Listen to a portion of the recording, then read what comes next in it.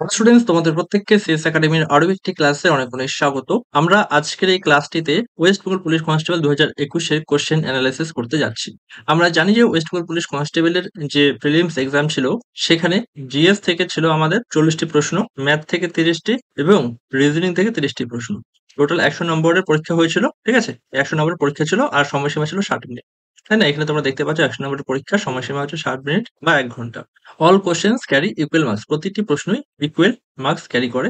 এবং এখানে আমাদের নেগেটিভ মার্কিং ছিল 1/4, অর্থাৎ 4টি প্রশ্ন ভুল করে তোমার 1 নম্বর কেটে নেওয়া হতো। এখন আমাদের প্রশ্নটা হচ্ছে, আমরা কেন প্রিভিয়াস ইয়ারের প্রশ্ন সলভ করব। মনে রাখবে, যে কোনো চাকরির পরীক্ষায় ক্র্যাক করার জন্য বা পাশ করার জন্য তোমাদের প্রথমে সেই পরীক্ষাটির বিষয়ে জানতে হবে। পরীক্ষাটি কিরকম স্ট্যান্ডার্ডের প্রশ্ন ক্যারি করে এবং পরীক্ষাটির যে ফান্ডামেন্টাল রুলস রয়েছে সেগুলি কি, যার মধ্যে প্রথমে আমাদের জানতে হবে প্রিভিয়াস ইয়ার কোশ্চেন। ঠিক আছে, PYQ। এই PYQ যদি তুমি না পড়ো বা না স্টাডি করো, না অ্যানালাইসিস করো, তবে তুমি চ্যাপ্টার ওয়াইজ সিলেবাস দেখে স্টাডি করতে পারবে না। যখন তুমি চ্যাপ্টার ওয়াইজ সিলেবাস দেখে ভালো করে স্টাডি করতে পারবে না, তখন তুমি পরীক্ষায় অসফলতা অর্জন করবে। এটা 100% গ্যারান্টির সঙ্গে মিলিয়ে নিও। তো সেই জন্য আমাদের প্রথমে দেখতে হবে প্রিভিয়াস ইয়ার কোশ্চেন, তারপর আমরা সিলেবাস দেখে চ্যাপ্টার ওয়াইজ সাবজেক্টগুলিকে স্টাডি করব, তারপর চ্যাপ্টার ওয়াইজ MCQ সলভ করতে হবে এবং এক্সামের পার্সপেক্টিভ অনুযায়ী তার যে প্রিভিয়াস ইয়ারের প্রশ্ন রয়েছে সেটা স্ট্যান্ডার্ড মিলিয়ে আমরা মক টেস্ট সলভ করব। তখন গিয়ে কিন্তু আমাদের চাকরিটি হবে। ঠিক আছে, এই 3টি যে স্টেপ রয়েছে এগুলি most important step to crack any competitive exam.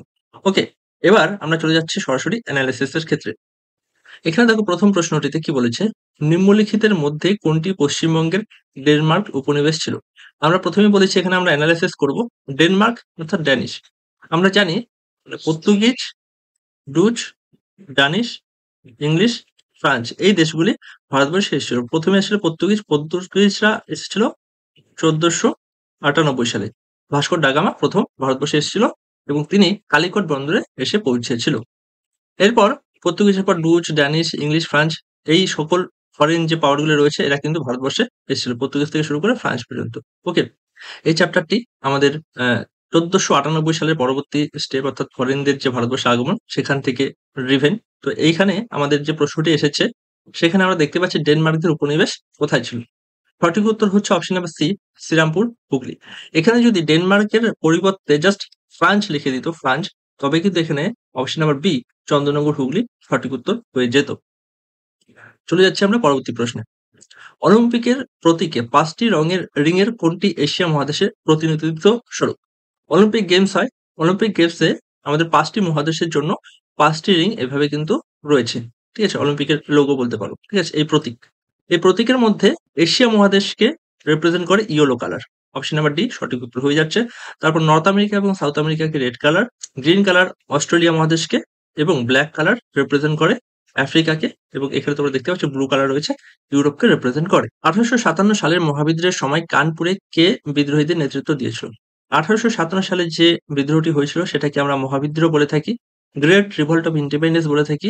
এই সকল নামে কিন্তু এই বিদ্রোহটাকে স্মরণ করে রাখা হয়েছে। এই বিদ্রোহটা শুরু হয়েছিল ওয়েস্ট বেঙ্গলের ব্যারাকপুর থেকে। ব্যারাকপুরে সিপাহী মঙ্গল পান্ডে এই বিদ্রোহটা স্টার্ট করেছিল। তারপর ভারতবর্ষের বিভিন্ন স্থানে বিভিন্ন নেতারা নেতৃত্ব দিয়েছিল। এখানে ঝাঁসি রানী লক্ষ্মীবাঈ, দ্বিতীয় বাহাদুর শাহ থেকে শুরু করে বেশ কিছু নেতা রয়েছে। এবার কানপুরে কে নেতৃত্ব দিয়েছিল, এটা হচ্ছে আমাদের এই প্রশ্নের এখানে প্রশ্ন। তো সঠিক উত্তর হয়ে যাচ্ছে অপশন নাম্বার এ, নানা সাহেব। দ্বিতীয় বাহাদুর শাহ কোথায় নেতৃত্ব দিয়েছিল, লক্ষ্মীভাই কোথায় নেতৃত্ব দিয়েছিল, বেগম হজরত মহল কোথায় নেতৃত্ব দিয়েছিল, এই প্রত্যেকটি জিনিস কিন্তু তোমাদের ভালো করে জানতে হবে। 2023 সালের পুরুষদের ক্রিকেট বিশ্বকাপ ICC man's cricket world cup 2023 যেটা অনুষ্ঠিত হয়েছে, এটা কোন দেশে অনুষ্ঠিত হবে এটা বলেছে। এটা হচ্ছে আমাদের কারেন্ট অ্যাফেয়ার্স এর প্রশ্ন ছিল। ওকে, সি এর প্রশ্ন, কারেন্ট অ্যাফেয়ার্স এর প্রশ্ন। সঠিক উত্তর ভারতবর্ষ। ভারতবর্ষ হোস্ট করেছিল 2023 সালের আইসিসি ক্রিকেট ওয়ার্ল্ড কাপ, কিন্তু ভারতবর্ষ এখানে জিততে পারেনি, এখানে জিতেছিল অস্ট্রেলিয়া। ওকে, নেক্সট কোশ্চেন।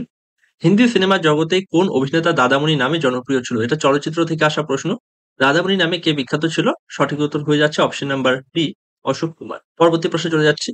কোন মুঘল সম্রাট দ্বীন ই ইলাহি প্রচলন করেন। দ্বীন ই ইলাহি একটি ধর্মমত, এই ধর্মমতটা প্রচলন করার চেষ্টা করেছিলেন মহারাজা আকবর। ঠিক আছে, শাহেনশাহ আকবর এটা প্রচলন করার চেষ্টা করেছিল।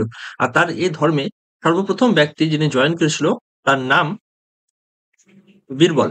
ওকে, বীরবল, বীরবল প্রথম জয়েন করেছিল? আর বীরবলের আসল নাম কি ছিল জানো? বীরবলের আসল নাম ছিল মহেশ দাস।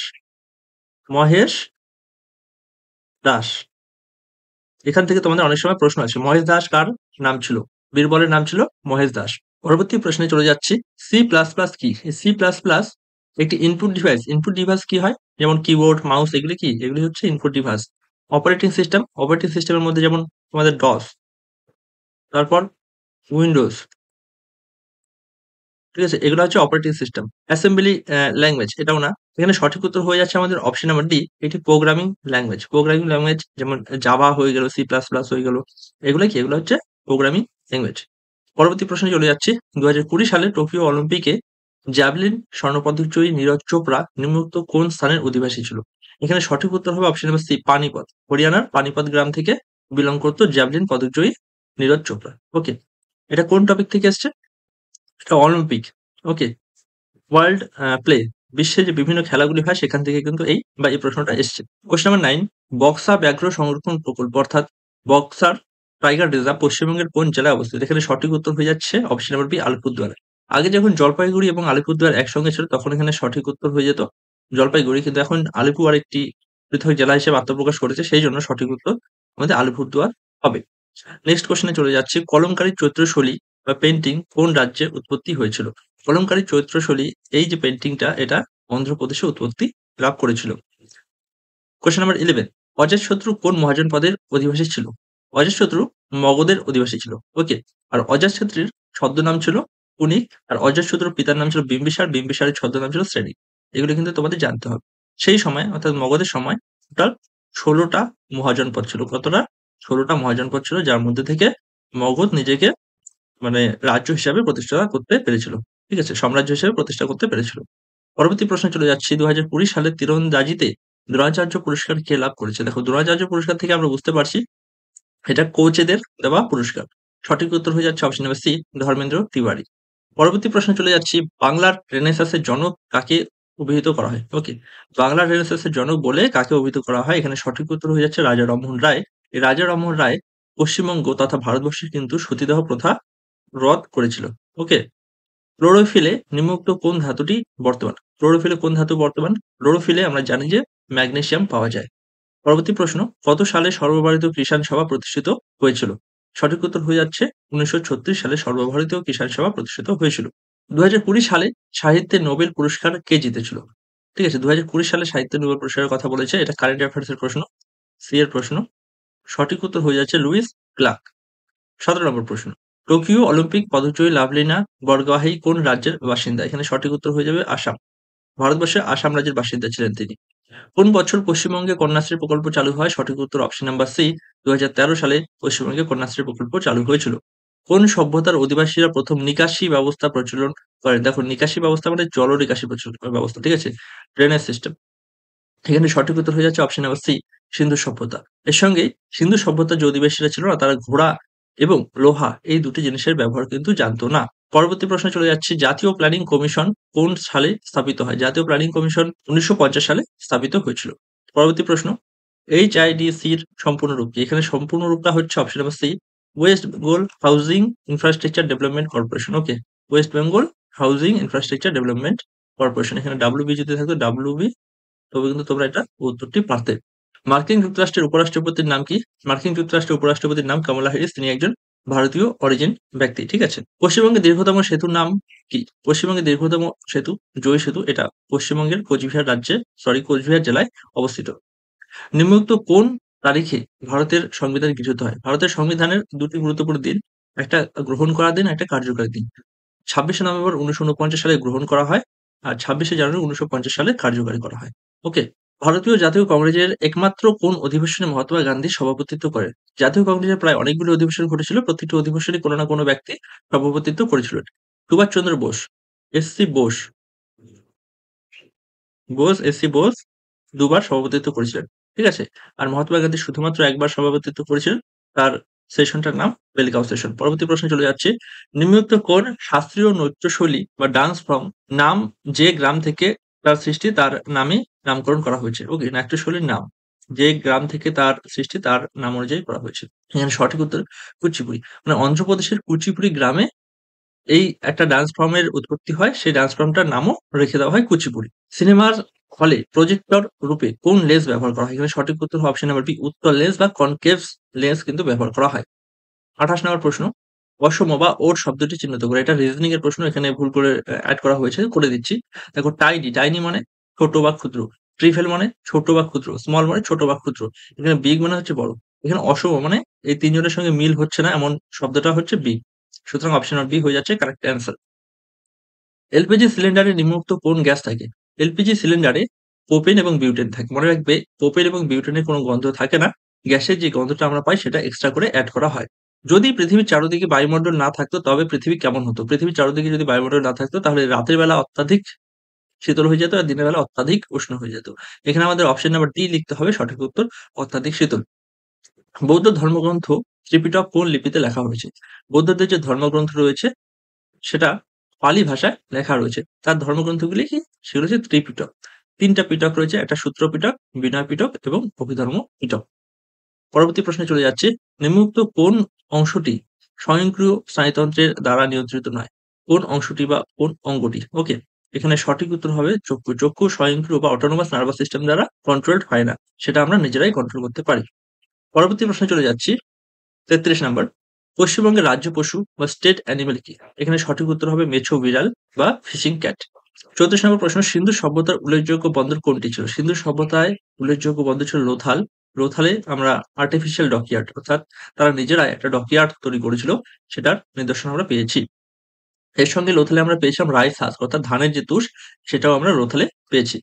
নেক্সট কোয়েশ্চেনে চলে যাচ্ছি। আমফান শব্দটি কোন দেশ দিয়েছিল? আমফান শব্দটি কোন দেশ দিয়েছিল? এখানে সঠিক উত্তর হবে option number C, Thailand Amphan শব্দটি দিয়েছিল। প্রখ্যাত বাংলা উপন্যাস 'প্রথম প্রতিশ্রুতি' বা 'ফার্স্ট প্রমিস' কার লেখা? সঠিক উত্তর অপশন নাম্বার সি, আশাপূর্ণা দেবী। দেখো, এখানে বাংলা উপন্যাস থেকেও প্রশ্ন চলে এসেছে। নিম্নোক্ত কোনটি একটি অপারেটিং সিস্টেম নয়? এই অপারেটিং সিস্টেম আর প্রোগ্রামিং ল্যাঙ্গুয়েজ এই ২ টার থেকে কিন্তু প্রশ্ন আমরা পেলাম। তো অপারেটিং সিস্টেম ছিল C plus plus, C plus plus এটা কি? এটা ছিল প্রোগ্রামিং ল্যাঙ্গুয়েজ। আর এখানে দেখো অপারেটিং সিস্টেমের মধ্যে অপারেটিং সিস্টেম নয় বলেছে না? ৩ টি অপারেটিং সিস্টেম রয়েছে DOS, Windows, Linux। এই ৩ টা অপারেটিং সিস্টেম। এখানে সঠিক উত্তর হয়ে যাচ্ছে আমাদের option number C, Oracle is not an operating system। Next question, কোন সালে ভারত ১ম টি-20 বিশ্বকাপ জয়ী হয়েছিল? এখানে সঠিক উত্তর হবে ২০০৭ সালে ভারত টি-20 বিশ্বকাপ জয়ী হয়েছিল। কোন দিনটি পশ্চিমবঙ্গে পুলিশ দিবস রূপে পালিত হয়? সঠিক উত্তর 1 সেপ্টেম্বর পুলিশ দিবস হিসেবে পালিত হয়। আর পুলিশদের যে মোটো সেটা হচ্ছে কি? We care, we dare. Okay? এটা কিন্তু পুলিশের মোটো, ওয়েস্ট বেঙ্গল পুলিশের মোটো। উইংস অফ ফায়ার কার আত্মজীবনী? সঠিক উত্তর আব্দুল পাকির জালালউদ্দিন আব্দুল কালাম। সঠিক নামটা কিন্তু তোমাদের মনে রাখতে হবে। নিম্নোক্ত কোনটি রবি শস্য নয়? সঠিক উত্তর হয়ে যাচ্ছে আমাদের তুলো। এটা শস্য বা জিওগ্রাফির একটি প্রশ্ন। নিম্নোক্ত কোনটি কম্পিউটারে স্থায়ীভাবে তথ্য সংরক্ষণ করে? কম্পিউটারে স্থায়ীভাবে তথ্য সংরক্ষণ করে কোনটি? ডেটা স্টোর করে সেটা হচ্ছে রম, রিড অনলি মেমোরি। ওকে। র‍্যাম হচ্ছে কি? Random access memory. এটা স্থায়ীভাবে ডেটা স্টোর করে না। এটা টেম্পোরারি ডেটা স্টোর করে বা ডেটা প্রসেসিং এর কাজে ইউজ হয়। নেক্সট কোয়েশ্চনে চলে যাচ্ছি। কেরালার নতুন ফসল তোলার উৎসবের নাম কি? কেরালার নতুন ফসল তোলার উৎসবের নাম ওনাম। আর পশ্চিমবঙ্গের নতুন ফসল তোলার নাম নবান্ন।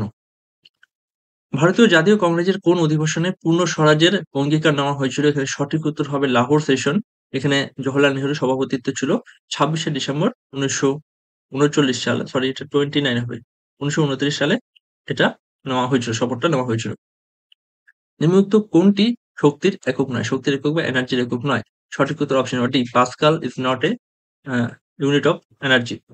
গুপ্ত সাম্রাজ্যের সরকারি ভাষা কি ছিল? এখানে সঠিক উত্তর হয়ে যাচ্ছে অপশন নাম্বার ডি, সংস্কৃত। আশা করি আজকের এই ক্লাসটি তোমরা বুঝতে পেরেছো। এখানে আমাদের বেসিক উদ্দেশ্য ছিল প্রিভিয়াস ইয়ারে কিরকম টাইপের প্রশ্ন আসে বা কিরকম স্ট্যান্ডার্ড প্রশ্ন আসে সেটা তোমাদের জানানো। আজকের জন্য এ পর্যন্তই। তোমরা যদি এখনো পর্যন্ত আমাদের চ্যানেল সিএস একাডেমি শুভজিৎ স্যারকে সাবস্ক্রাইব না করে থাকো, অবশ্যই সাবস্ক্রাইব করে দিও। After thanks for watching. Have a good day.